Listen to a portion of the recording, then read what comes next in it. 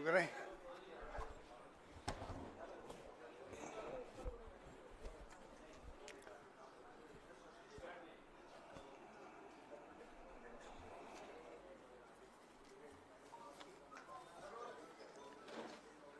शुरू करें। लंबे अरसे बाद में आप सबके दर्शन हो रहे हैं, अच्छा लग रहा है आपसे बात करके। जैसा आप जानते हैं कि प्रधानमंत्री जी ने कल राष्ट्र को संबोधन किया, बहुत निराश किया। बातें बहुत अच्छी कही उन्होंने, कुछ वादे भी किए हैं फ्यूचर के लिए कि फ्यूचर में क्या पॉलिसी रहेगी देश की, आतंकवाद को लेके भी, एटॉमिक एनर्जी को या एटॉमिक बम को लेके भी, सब बातें उन्होंने कही, अच्छी बात है। पर जो पूरा देश इंतज़ार कर रहा था कि जो अचानक सीज फायर हुआ, उसको देश पूरा समझ नहीं पा रहा है, कोई नहीं समझ पा रहे हैं। ऐसा कभी होता नहीं है कि वो भी गुप्त तरीके से सीक्रेट रख के कैसे हो सकता है। पब्लिक डोमेन में बात आती है कि हम चर्चा कर रहे हैं कि युद्ध कैसे रुके। हम भी नहीं चाहते युद्ध करना, क्योंकि सबसे अच्छा काम सेना ने ये किया, जिनको हम सब सलाम करते हैं। उन्होंने जो है पहले दिन ही जो अटैक किया, उसमें ना सिविलियन कोई जगह पर और ना कोई पाकिस्तान के सैनिक अड्डों पे भी नहीं किया, जबकि दुश्मन देश है वो अटैक कर सकते थे। सिर्फ और सिर्फ 9 जगह चुन करके उन्होंने अटैक किया जो आतंकवाद के अड्डे थे। तो पूरी दुनिया में इसकी तारीफ हुई और जो कुछ सेना कर रही थी सब अप्रिशिएट कर रहे थे। पहलगाम में जो घटना हुई, तो जो लोग 26 परिवारों के अलावा भी देश के हर परिवार के अंदर दुख का आभास हो रहा था और वो सोच नहीं पा रहे कि इसका क्या शब्द क्या काम लें संवेदना के लिए भी। ऐसे माहौल में देश चल रहा था, अटैक किया गया, बताया गया 100 लोग आतंकवादी मारे गए, सब कुछ ठीक चल रहा था, सब कुछ ठीक चल रहा था। और हमारा तो इतिहास रहा है, आज़ादी के बाद से ही हिंदुस्तान की फौजों ने कमाल ही किया है। गोवा से बात शुरू करें अपन, गोवा में तो 61 में शायद उसको हमने छुड़ा लिया पुर्तगालियों से। उस वक्त भी युद्ध हुआ था। बचपन मुझे याद है, जब मैं खुद स्कूल में पढ़ता था तब की बात है। 74 में सिक्किम को छुड़ा लिया। अमेरिका का दबाव हिंदुस्तान पे हर वक्त रहा है, चाहे गोवा हो चाहे वो सिक्किम हो। उसके बाद बांग्लादेश का तो 71 का आपको मालूम ही है। बांग्लादेश की घटना को भी हमने उसको और जो पॉलिसी एनडीए गवर्नमेंट की दबा के रखने की इतिहास को, उसके कारण से नई पीढ़ी तो पता ही नहीं, वो समझ नहीं पाएगी कि हो क्या रहा देश के अंदर। वो उसको गर्व करने की स्थिति नहीं रहेगी उनकी। किस प्रकार 2 टुकड़े कर दिए पाकिस्तान के, 93,000 सैनिकों को, कर्नल जनरल सबको सरेंडर करवा दिया। वो वक्त भी देखा हम लोगों ने। मैं खुद बचपन में गया था 71 के बाद के वक्त में, शरणार्थी शिविर लगे हुए थे वहाँ पर, 1 करोड़ लोग आ गए थे इंडिया के अंदर। तो हम एनजीओ के माध्यम से गए वहाँ सेवा करने के लिए। तो मुझे याद है कि वो दृश्य क्या था वहाँ पर और किस प्रकार वो बाद में इतनी बड़ी जीत के बाद में उस पर भी अमेरिका का साधना बेड़ा आ गया था। निक्सन साहब ने भेज दिया, दबाव दिया इंदिरा गांधी पर, झुकी नहीं इंदिरा गांधी, परवाह नहीं करी साधना बेड़े की। ये भी वक्त था हमारा जब ये सब कुछ हुआ। शिमला समझौता भी हो गया। हम 2 राष्ट्र के बीच में बात करेंगे, तीसरा राष्ट्र पिक्चर में नहीं आएगा। अभी जो ट्रम्प साहब पिक्चर में आ रहे हैं, वो पता नहीं इनकी कंसर्न से आ रहे हैं सरकार की या वो अपने हिसाब से आ रहे हैं। वो भी देश के सामने स्पष्ट करना चाहिए प्राइम मिनिस्टर को, एमईए को, कि भाई वो ट्रम्प साहब जो सब कुछ कह रहे हैं आज के टाइम में, उसके पीछे क्या राज है, क्या दबाव है, हम क्यों सुन रहे हैं, स्पष्टीकरण क्यों नहीं दे रहे हम लोग।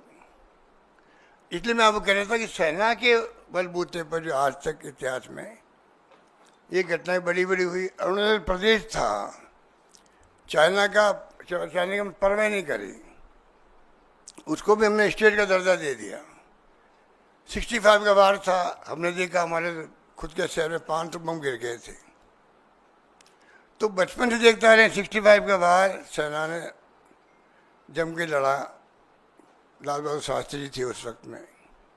फिर आपको मालूम है कि किस प्रकार उस पर कुछ लोगों ने विरोध किया उनका, इन्हीं लोगों ने जो आज सत्ता में बैठे हुए हैं। 71 का बार मैंने बता दिया आपको। कारगिल के युद्ध हुआ, वो तो वाजपेयी जी थे, तभी सेना ने कमाल किया।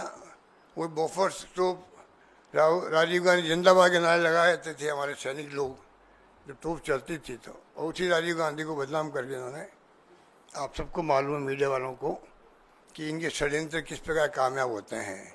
जैसा भी हो गया इनका बाबा रामदेव और अन्ना हजारे जी के नाम से सरकार बदल जाती है, पब्लिक पर्सन बन जाता, तो ये सब कुछ हमने देखा है। जो मैं बात करना चाहता, जब सब कुछ हो रहा है तो ट्रम्प साहब ने कौन सी ठेकेदारी ले रखी है। वो ठेकेदार बन गए खुद ही, या तो खुद बन गए या हमें, हमारी चुप्पी जो है हमारे देश के सरकार की, उस चुप्पी ने उनके हौसले बढ़ा दिए हैं कि सीज फायर वो कर रहे हैं कि रात भर मैंने मेहनत करी है हमारे लोगों ने। अब मेहनत करने में कौन कौन भागीदार थे, ये बात स्पष्ट होनी चाहिए देश के सामने, कोई स्पष्ट नहीं हुई। अब वो कहते हैं कश्मीर का हल भी मैं कर सकता हूँ, हजारों साल से जो झगड़ा चल रहा है। जबकि 71 वार के बाद में मिस्टर भुट्टो आए थे, इंदिरा जी गई थी शिमला के अंदर, एग्रीमेंट हुआ लिखित के अंदर कि कोई तीसरा मुल्क, इवन यूएन भी पंचायती नहीं करता है। 2 मुल्कों के बीच में बात होगी हमेशा कश्मीर के बारे में लेकर के। ट्रम्प साहब तो उसकी तरफ भी बात करने लग गए। बहुत खतरनाक बात है वो, बहुत खतरनाक बात है। मैं रिपीट करना चाहता हूँ, बहुत खतरनाक बात है कि मिस्टर ट्रम्प कह रहे हैं कि कश्मीर का मुद्दा मैं हल करवा दूंगा, पता नहीं वो किसके पक्ष में फैसला कर देंगे। तो ये जो बार बार मैं देख रहा हूँ, और ट्रम्प साहब ने तो हिंदुस्तान पाकिस्तान को बराबर ला के रख दिया। जो उनके ट्रम्प ट्वीट आते हैं, कहाँ तो हिंदुस्तान कहाँ पाकिस्तान, उसका आपने इस प्रकार कर दिया कि लोग, और फिर अभी पीएम की स्पीच होने वाली है। ऐसा तो नहीं है कि अमेरिका को मालूम नहीं था, तमाम मुल्कों को मालूम होता कि क्या होने वाला किस मुल्क में, वो तो अमेरिका है। इधर prime minister Modi ji address करने वाले थे, उसके पहले ट्वीट कर दिया उन्होंने कि दोनों मुल्कों को हमने कहा कि अगर व्यापार करना है तो आपको युद्ध बंद करना पड़ेगा। ये तमाम बातें जो हो रही है, इसका जवाब प्रधानमंत्री जी ने नहीं दिया। ये मेरी शिकायत उनसे, जवाब तो उनका देना चाहिए था। बाकी बड़ी बड़ी बातें आपने करी, अच्छी बात है, समय बताएगा कि जो बातें आप कर रहे हो वो कितनी हम कामयाब हो पाते हैं आने वाले वक्त में। भगवान करे कोई आतंकी घटना हो ही नहीं, अब कभी भी नहीं हो। हमारा तो ये ध्येय होना चाहिए था कि हमेशा के लिए पाकिस्तान की ऐसी स्थिति कर दें हम लोग, कम से कम वो जो है आतंकवादी घटना करने के काबिल नहीं रहे वो, और एकदम अचानक सीज फायर हो गया। पूरा देश सख्ते में आ गया है कि भाई ये हो क्या गया, समझ के परे है। इस प्रकार से जो, और इधर तो हो रहा सीज फायर है और 2 घंटे बाद में वापस अटैक हो रहे हमारे ऊपर। तो दुनिया क्या सोच रही होगी कि पाकिस्तान घबरा गया या कौन घबरा गया जिससे कि सीज फायर भी हो रहा है। सरकार कह रही है कि जो डायरेक्टर जनरल थे मिलिट्री ऑपरेशन के, उनका फोन आया हमारे पास में पाकिस्तान के, हम युद्ध बंद करना चाहते हैं। ये तमाम बातों की सच्चाई जब तक सरकार नहीं बोलेगी, सूत्र के आधार पर आप लिखते रहेंगे मीडिया वाले, सूत्र के आधार पर लिखना और वक्तव्य देना सरकार का रात दिन का फर्क होता है, आप भी समझ सकते हैं। अभी तक स्पष्टीकरण कहीं से नहीं आ रहा है। तो ये मैं कह रहा था कि अभी भी आज 13 तारीख को मैं देखा, कल का भी कहा इंडिगो की फ़्लाइट, एयर इंडिया की फ़्लाइट सब कैंसिल कर दी गई। अमृतसर में, चंडीगढ़ में, राजस्थान के हिस्से में, लेह में, लद्दाख में, या आपका श्रीनगर में भी। तो ये अभी तक क्या हो रहा है पता नहीं। हालांकि मिलिट्री वाले कह रहे हैं कि ऐसी कोई बात नहीं है। तो ये देश जानना चाहता है कि मोदी जी सरकार पे या आप पे कौन सा दबाव है जिस कारण से हम स्पष्टीकरण नहीं दे पा रहे हैं। बल्कि मेरे हिसाब से, जो मेरा अनुभव कहता है, पहला ट्वीट आया था जब आपका मिस्टर ट्रम्प का कि स्विच फायर के लिए फैसला हमने कर लिया, तब उनको सरकार की तरफ से आना चाहिए था कि तीसरा पक्ष इसमें कोई पंचायत नहीं करेगा, ये हमारी पॉलिसी 71 की बनी हुई है, ये कहना चाहिए था। उसकी बजाय ट्रम्प साहब बार बार ट्वीट करते जा रहे हैं, कभी ट्रेड को लेकर के कह रहे हैं, कभी वो कश्मीर को लेकर कहने लग गए। तो ये जो हो रहा है ये बहुत आशंकाएं पैदा करता है और हम सब देशवासियों के लिए चिंता का विषय होना चाहिए। क्योंकि अविलंब क्यों नहीं MEA ने बात करी, क्यों नहीं स्पष्टीकरण दिया, ये आज भी सवाल हमारे सामने खड़ा है। कल PM जब बोले थे तो हमें उम्मीद थी कि किसी न किसी रूप में प्राइम मिनिस्टर खुद जो है इन तमाम बातों को क्लैरिफाई करेंगे।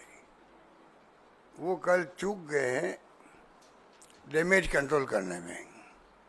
डैमेज बहुत भारी हुआ है सरकार को भी, क्योंकि जिस प्रकार से कहा तो इंदिरा गांधी ने 2 टुकड़े ही कर दिए पाकिस्तान के, सरेंडर करवा दिए सेनाओं को। और यहाँ तो 3 दिन का मामला था, सेना अच्छा काम कर रही थी, घुस रहे थे उनके अंदर, और अचानक ही स्विच फायर खबर आ गई। कहाँ कमजोरी ये बताए, सरकार बताए कहाँ कमजोरी है। क्योंकि देखिए 11 साल के बाद में, 11 साल के बाद में मैंने अनुभव किया है कि देश में पक्ष विपक्ष एक नजर आया, नंबर 1। नंबर 2, माहौल ऐसा बन गया, पूरा मुल्क एक है। पूरी दुनिया के मुल्कों में एक मैसेज गया, हिंदुस्तान वो मुल्क है जहाँ पर पूरा मुल्क ऐसे वक्त में एक खड़ा हो जाता है, पक्ष विपक्ष और आम जनता भी। ये माहौल तो मोदी जी के आने के बाद तो समाप्ति हो गया था। वो इनकम टैक्स, ED, CBI के राज चल रहा था पहली बार, और उसने ED ने काफ़ी पक्ष विपक्ष को भी डिस्टेंस कर दिया, डिस्टेंस बढ़ा दी उनके बीच में। पहली बार मैंने देखा कि इतना शानदार माहौल बना।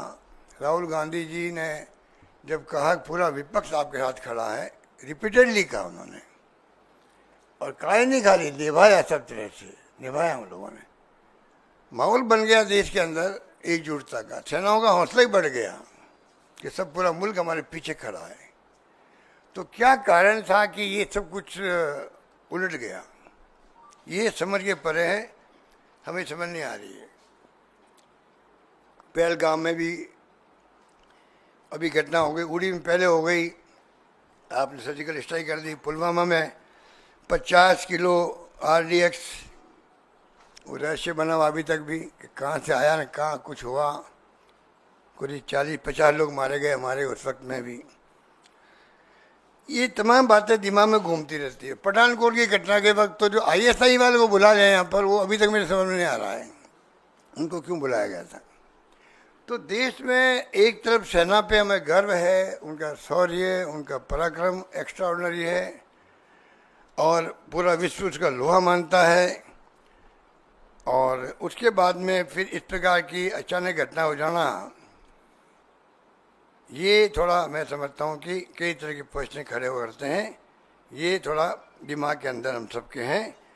और इसके अलावा मैं आपको कुछ कहना चाहूँगा कि ये जो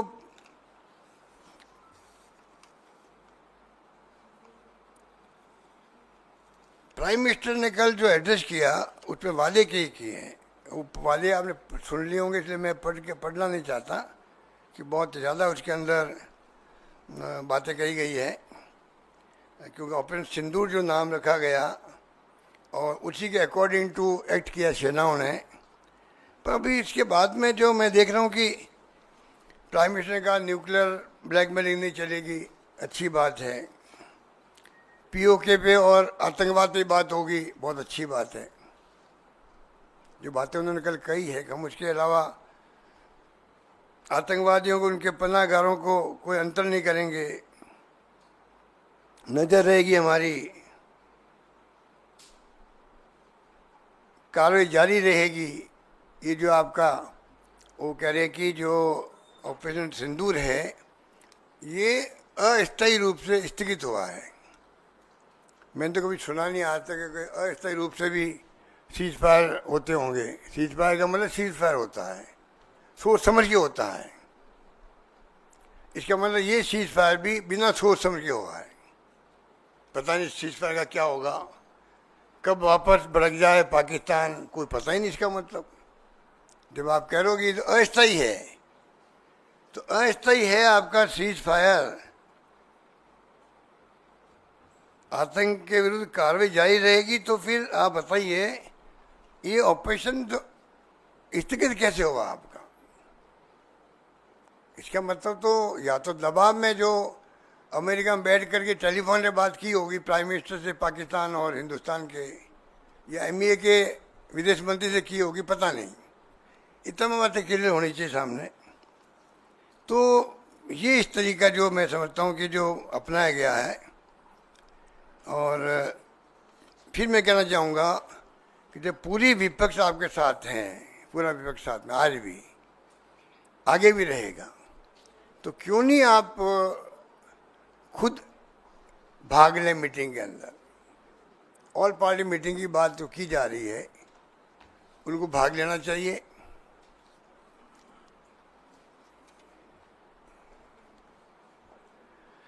ये भाग ले नहीं रहे प्राइम मिनिस्टर, क्योंकि ये समझ के पर है कि देश का पूरा विपक्ष एक सुर में मांग कर रहा है, सपोर्ट कर रहा है आपको, साथ में मांग कर रहा है। मांग क्या कर रहा है? पब्लिक डोमेन में सब बातें आ जानी चाहिए। अगर पार्लियामेंट सेशन चलेगा, उसमें बहस होगी, तो आपकी सोच क्या है, पाकिस्तान में एक्चुअल में क्या हुआ, आपने क्या किया, आपकी नीति क्या है, जो आप कल बोले हो, ये अगर रिकॉर्ड में आती है, पूरा देश सुनता है। ऑल पार्टी मीटिंग में कई सुझाव आते रहते हैं। 2 मीटिंग आप की है, आप खुद नहीं गए, अब तीसरी मीटिंग में आप कुछ चले जाइएगा मान लीजिए, और मैसेज अच्छा जाएगा देश के लिए। सेशन बुला लीजिए पार्लियामेंट का, कुछ दिक्कत नहीं होनी चाहिए। क्योंकि राहुल गांधी जी खुद आगे बढ़ करके हमें चेता रहे हैं, वार्न कर रहे हैं देश को। कोविड के वक्त में देख रहा था, जो उन्होंने कहा कोविड की स्थिति बनेगी, आखिर वो स्थिति बनी उस वक्त में। उन्होंने कहा चाइना पाकिस्तान के साथ में, जो आपकी चाइना के साथ दोस्ती की बात आप कर रहे हो, या जाके मुल्कों के अंदर गले मिल रहे हो कई मुल्कों के राष्ट्र अध्यक्षों से, ये तमाम बातें जो है, ये आने वाले वक्त में आपको एहसास होगा कि कितने बड़े धोखे हमारे साथ हो रहे हैं। अब बताइए, इतनी बड़ी घटना हो गई और कितने राष्ट्र हमारे साथ खड़े रहे, ये बताना चाहिए पार्लियामेंट के अंदर और ऑल पार्टी मीटिंग के अंदर। पाकिस्तान के साथ तो अजरबैजान था, और साथ में वो टर्की लग गया। टर्किया का नाम हर तर्किया हो गया ना, मतलब हम तो बचपन में टर्की सुनते आ रहे हैं। तो 2 मुल्क खुल के सामने आए। अमेरिका एक दिन कई बात कह रहा था, दूसरे दिन तो सीज़फायर करवा लिया। बाकी मुल्क भी जो है ना, हमारे पड़ोसी और ना दुनिया के मुल्क, जिस प्रकार अन्याय हमारे साथ में हुआ था पहलगाम के अंदर, जिसके कारण ये घटनाएं हुई, खुल के आना चाहिए। मेरी दृष्टि में कोई मुल्क हमारे सामने आके खड़ा नहीं हुआ, उसका जवाब देना चाहिए प्राइम मिनिस्टर को। तो ये सरकार तो देखो, मॉरल अथॉरिटी और मॉरल करेज खो चुकी है। ये सरकार जिस प्रकार से इन्होंने सीज़फायर किया है, ये मौका था पाकिस्तान के आतंकवाद को हमेशा के लिए नेस्तनाबूद करने का। ये 6 महीने बाद में आने लग जाएंगे वापस आतंकवादी। 35 साल से हम देख रहे हैं, 90 के बाद में लगातार देख रहे हैं, 35 साल हो गए, आतंकवाद रुकने का नाम नहीं ले रहा। कितने लोगों की हत्या हुई है, चाहे हमारे आर्मी के हो या पैरामिलिट्री फोर्सेज के हो, BSF के हो, सिविलियंस हो। तो कब तक भुगतेंगे? ये मौका था हमारे लिए, गोल्डन अपॉर्चुनिटी थी प्राइम मिनिस्टर खुद के लिए, देश के लिए, गवर्नमेंट के लिए, पूरे देश के लिए थी, उसको हमने खो दिया सीज फायर करके। अगर सीज फायर करना ही था तो बाकायदा PM लेवल पे बातचीत होती या MEA के मंत्री हैं लेवल बात होती, कॉन्क्रीट बात होती कि कोई भी भविष्य में पाकिस्तान की सरकार, उनकी सेनाएं कोई भी अलाउ नहीं करेगी पाकिस्तान में टेररिस्ट के अड्डों को, अलाउ ही नहीं करेगी। वो तो उनके हाथ में है। मालूम होता है सरकारों को कहाँ कहाँ अड्डा लगा हुआ है टेररिस्ट का, उस पर बात होती। भविष्य में कोई अटैक नहीं होगा आतंकवादियों का आपके यहाँ पर। कुछ कॉन्क्रीट बातें होती जिसको लेके हमेशा वायलेंस होता है जम्मू कश्मीर के अंदर, वो उसके ऊपर कोई बात ही नहीं हुई और सीज फायर हो गया। धन्यवाद।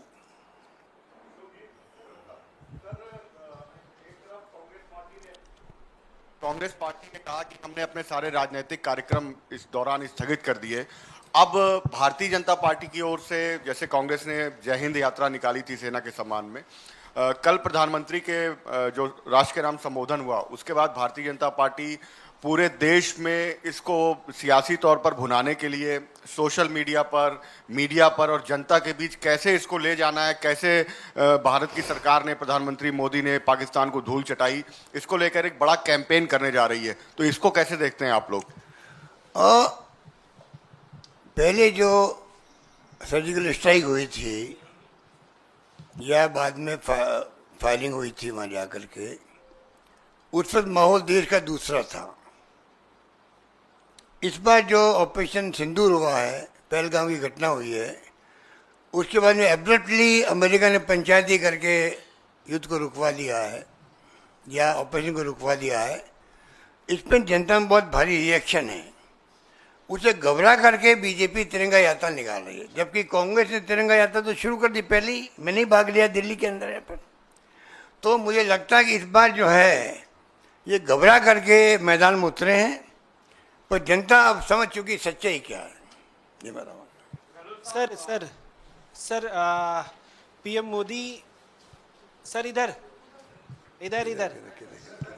सर इधर सर अभी PM मोदी आदमपुर एयरबेस पहुंचे हैं और ये वही एयरबेस है जिसको उड़ाने का दावा जो है वो पाकिस्तान ने किया था। कैसे देखते हो? देखिए, अब आपको लगातार मैसेज की राजनीति चलेगी। ये मैसेज देने की बात है, क्योंकि जिस प्रकार मैं फिर कहना चाहूँगा, इस घटना को इस देश का कोई भी नागरिक हल्के में नहीं लेगा। जिस प्रकार से रात के अंधेरे में छिप करके चुपचाप एग्रीमेंट हो गया सीज फायर के लिए, ये मामूली बात है। और वो अमेरिका की धरती पर अमेरिका का राष्ट्रपति पहले ट्वीट कर रहा है, जबकि हिंदुस्तान को आगे आके पहल करनी चाहिए थी। बात कोई हुई है तो बात होने के पहले ही देशवासियों को मालूम होना चाहिए था। चर्चा चल रही, बात हो रही, हो सकता है कि सीज फायर हो जाए। कायदा ही होता है जब कोई फैसला होता है दो राष्ट्र के बीच में, तो पहले पब्लिक के अंदर बात जाती है कि बातचीत शुरू कल हो रही है। हो सकता है कि फैसला सीज फायर का भी हो सकता है। जोधपुर के अंदर तो सुबह 10 बजे दुकानें बंद होने लग गई, ऐसा माहौल बन गया। और शाम को 4-5 बजे ट्वीट आ गया मोदी, वो ट्रम्प साहब का कि वो तो सीज फायर हो गया। लोग सब हंसने लग गए कि दिन भर क्यों ये मेहनत कर रहे हैं हमसे। तो ये घटनाएं कई जगह हो रही है, अमृतसर में भी हो रही है, चंडीगढ़ में भी हो रही है, बाड़मेर में भी हो रही है, जैसलमेर में भी हो रही है। तो ये मैं इसलिए कह रहा हूँ आपको कि ये दिन तो समझ जाएंगे लोग। सर, प्रधानमंत्री ने कहा कि भारत सरकार, इतनी जोरदार आवाज है कि आपकी? सर एकदम से माइक का ना वो ऊपर हो गया। काफी दिन बाद आप मेरे मुझसे मिली हो जी तो इसलिए आप गुस्सा निकाल रही हो। नहीं नहीं सर, मैं गुस्सा क्यों निकालूंगी सर। माइक का लेवल थोड़ा ऊंचा हो गया अचानक क्या? से सर, एकदम से लेवल ऊंचा हो गया, आपसे कैसे गुस्सा हो सकता है सर कोई। सर मैं ये बोल रही थी, प्रधानमंत्री ने कहा कि राजनीतिक, सैनिक और मनोवैज्ञानिक 3 जो ऑब्जेक्टिव अचीव करने थे ऑपरेशन सिंदूर से, वो सरकार ने किए। पाकिस्तान के में घुसकर टेरर बेस को खत्म किया, इंडस वाटर ट्रीटी जो है वो अबेयंस में डाली, और उनको, सरकार को लगता है कि अचीव जो करना चाहती थी वो कर लिया ऑपरेशन सिंदूर से। क्या प्रिंसिपल ऑपोजिशन पार्टी कांग्रेस को लगता है कि ऑपरेशन सिंदूर से और भी कुछ बहुत ज्यादा अचीव किया जाना चाहिए था, और एक एडवांटेजियस पॉइंट से पीछे हट करके सरकार जो है आई, जिस तरह से आप कह रहे हैं कि सीज फायर से सबको अचंभा हुआ या आश्चर्य हुआ? नहीं, देखिए, अगर सेना का मैं समझता हूँ कि जो पब्लिक ओपिनियन थी देश के अंदर, सेना की कार्रवाइयाँ उसके अकॉर्डिंग चल रही थी। देश में जो माहौल बन गया था, जिस प्रकार की निर्मम हत्या की गई पत्नी और बच्चों के सामने, एक ऐसा माहौल बन गया था, उसके हिसाब से तमाम वो एक्शन करने थे उनको। शायद वो तो आर्मी वाले जानते, एयरफोर्स और नेवी वाले जानते हैं, पर उनके दिमाग में बात रही होगी, उनको विश्वास में लेके या देश को विश्वास में लेके अगर कोई फैसला होता तो मानते हैं भाई कोई कॉन्क्रीट आगे के लिए वादे हुए हैं, लिखित में वादे हुए हैं, और देश में अब हमेशा के लिए शांति कायम हो जाएगी। वो स्थिति नहीं बन पाई है। और मेरा मानना है टेरर और टॉक, टेरर और ट्रेड, खून और पानी, ये तो इसमें तो मास्टरी है मोदी जी की। देखिए बोलने के अंदर कि वो ऐसे शब्द गढ़ते हैं जो मतलब मैसेज देने का प्रयास करते हैं। वो अपनी जगह हो सकते हैं, पर वास्तव में जो 5 से पहले फैसले किए, पानी का किया है, एम्बेसीज का किया है, जो भी किए हैं, अब ये जो आपका सीज फायर का जो एग्रीमेंट होगा या बातचीत होगी, जो शायद कल भी हुई है, अब भी होगी, अब देखना हमें ये है कि आगे आने वाले वक्त में क्या क्या फैसले वापस लेते हैं या नहीं लेते हैं, और क्या स्थिति बनती है। क्योंकि उन्होंने कई वादे किए हैं कि कोई अटैक होगा आतंकवाद तो हम उसको उसी रूप में लेंगे, अटैक के रूप में लेंगे। तो बातें तो बहुत कही उन्होंने, पर स्थिति ऐसी बन गई कि जिस प्रकार आपने ये सीज फायर किया है और पंचायती अमेरिका ने करी, आप बिलीव नहीं करेंगे, आम पब्लिक भी जो मतलब कम पढ़ी लिखी हो सकती है, पर मिस्टर ट्रम्प का जो मैसेज आया है ना, उसको किसी ने लाइक नहीं किया है, ये मैं कह सकता हूँ। गहलोत साहब, मेरा सवाल आपसे ये है कि आप कह रहे हैं कि आप ये कह रहे हैं कि बहुत कुछ किया जाना चाहिए था, बहुत कुछ कर सकते थे, लेकिन सरकार नहीं कर पाई। क्या आपको लगता है कि पाक अधिकृत कश्मीर? नहीं, मैंने ये तो नहीं कहा जो आप बोल रहे हो। मैंने कब कहा? आप किस दुनिया में चले थे? नहीं, आपने ये नहीं कहा कि बहुत कुछ कर सकते थे। आप सोच के आए घर से, वो पूछ लिया मुझे आपने। तो मोदी जी बहुत कुछ कर सकते थे, आपको लगता मैंने है? कहा सेना ने वही किया जो नहीं, जनता का मानस था, उस ढंग से काम मेरा ना हुआ। सवाल सुन लीजिए। मेरा सवाल ये है कि क्या मौका था कि पाक अधिकृत पर कब्जा कर लिया जाता? एक मौके को चूक गए प्रधानमंत्री मोदी जी। अगर आपकी सरकार आएगी, मान लीजिए कभी भविष्य में आती है, तो क्या आप लोग पीओके पे कब्जा करेंगे? देखिए, ये मामला कोई आजकल चल नहीं रहा है। ये ऐसे मामले होते हैं जो एआईसीसी के प्लेटफॉर्म पे बैठ के तय नहीं होते हैं, और मैं कौन होता हूँ यहाँ बैठ कर फैसला करने वाला। ये मामले जो है सरकार के होते हैं, क्या स्थिति कब बनती है कोई नहीं कह सकता है, इसलिए इस पर मैं कोई कमेंट नहीं कर सकता कि ये क्या कर देते। अब मोदी जी की दिमाग, खुद के दिमाग में, उनके रक्षा मंत्री के दिमाग में, उनके विदेश मंत्री के दिमाग में, उनके गृह मंत्री के दिमाग में, और सेना के बातचीत हुई होगी, कई बार हुई होगी बातचीत। अब वो तमाम बातें आपको हमको नहीं मालूम है, तो हम कैसे कह सकते हैं कि उनके दिमाग में क्या होगा पीओके के बारे में। सर, आपने, मेरा सवाल ये है कि 1971 से तुलना की जा रही है इस युद्ध को, तो कहा जा रहा है कि 1971 में आपने 2 टुकड़े कर दिए, लेकिन आज की तारीख में शायद ये युद्ध इसलिए नहीं हो सकता है कि न्यूक्लियर कंट्री हैं दोनों। इस बात का तर्क दिया जा रहा है बीजेपी की तरफ से। हालांकि प्रधानमंत्री ने कहा कि इसकी धमकी नहीं चलेगी न्यूक्लियर दोनों कंट्री होने का। आपको लगता है कि न्यूक्लियर कंट्री दोनों है, इस वजह से वार लंबा नहीं चल सकता है, नहीं खींचा जा सकता है आज की तारीख में? दोनों कंट्री के बीच में न्यूक्लियर कंट्री, दोनों न्यूक्लियर वार कर सकते हैं तो उसका न्यूक्लियर वार। देखिए न्यूक्लियर वार की तो पीएम ने कहा ही है कि इनके ब्लैकमेलिंग में हम नहीं आएंगे। तो ये कोई कंट्री कोई कहे वो कोई, उसको तो किस रूप में हम कह सकते हैं। हिरोशिमा नागासाकी पे जो हमला हो गया तो उस पर में क्या स्थिति रही होगी, पर ये ऐसे मामले जिसमें कोई कमेंट नहीं किया जा सकते हैं। जो पाकिस्तान ने कहा वो आपने सुन लिया, हमने सबने सुन लिया। पीएम ने जो कहा है कि ब्लैकमेल में नहीं आएंगे वो हमने सुन लिया। इस ज़्यादा मैं इसमें कुछ नहीं कर सकता। सर आपने अभी इधर आपने अभी कहा कि सडन सीज फायर हो गया और सेना अपना काम कर रही थी अच्छी तरह, और आपने स्पेल आउट नहीं किया कि क्या ऐसा चीज था जो रह गया करने से। So can you spell out कि क्या चीज ऐसी रह गई जो सेना को कर सकती थी जो नहीं कर पाई? क्योंकि सेना ने तो कहा है कि ऑपरेशन हमारा सक्सेसफुल रहा और ऑब्जेक्टिव अचीव हो गया, तो आप कह रहे हैं कि कुछ रह गया था, पूरा सबक सिखा देते, तो क्या ऐसी चीज थी जो रह गई? यार आप भी इनकी तरह क्वेश्चन कर रहे हो कि मैंने पीओ को नहीं कहा। मैं कब कह रहा हूँ भाई? मैंने पीओ के नहीं कहा, मैंने कहा क्या ऐसी चीज रह गई? नहीं, मैं ये कह रहा हूँ कि सेना ने जो कुछ भी किया आप सबका मूड देख के किया है, ठीक है। आगे पाकिस्तान किस प्रकार बिहेव कर रहा है, मेरे हिसाब से तो पाकिस्तान जिस रूप में बिहेव करता भी फिटिंग जवाब हमारी सेनाएं देती, इसमें कोई दो राय नहीं है। बता भी दिया, हमने अटैक किया उनके अड्डों पर जहाँ टेररिस्ट थे। उन्होंने जब अटैक करना वापस शुरू किया तो माकूल जवाब दिया गया, इसमें कोई दो राय नहीं। आप खुद देख रहे हो कि माकूल जवाब दिया। अब मीडिया में क्या क्या खबरें आती दोनों तरफ से, उसको मैं एक तरफ कर देता हूँ, उसमें मैं जाना भी नहीं चाहता। तो ये स्थिति है। बाकी तो क्या स्थिति बनती, फुल वार होता कि नहीं होता, ये तो हम प्रश्न वाचन है। हेलो सर, सर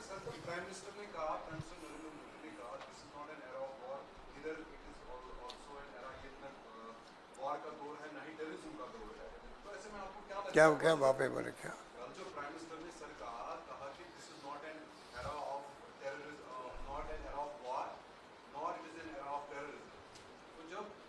एरर है, ठीक है।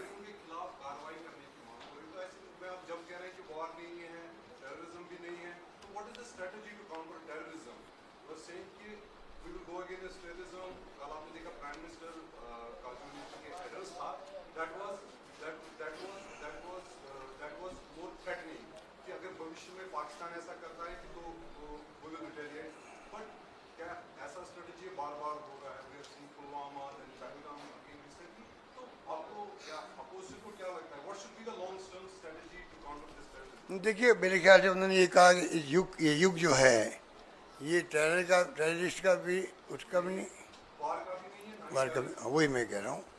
तो वो तो उनका एक, मैं समझता हूँ कि जो स्पीच का पार्ट मैं समझता हूँ कि वो मैं समझ नहीं पाया कि वो क्या कहना चाहते हैं, क्योंकि ये जो युग है ना टेररिस्ट का है ना वार का है, पर ये तो परिस्थिति बनाती है।